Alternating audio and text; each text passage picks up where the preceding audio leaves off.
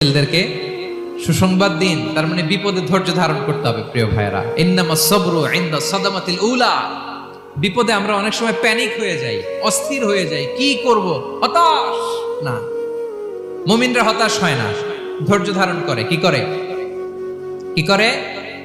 ধৈর্য ধারণ করার শক্তি দাও গো মেহেরবান আমায়, দাও গো মেহেরবান। পড়েন, ধৈর্য ধারণ করার শক্তি দাও গো মেহেরবান আমায়, দাও গো মেহেরবান। সবাই বলুন একসাথে, ধৈর্য ধারণ করার শক্তি দাও গো মেহেরবান আমায়, দাও গো মেহেরবান। বুকের ভেতর ব্যথার নদী বইছে অবিরা, বইছে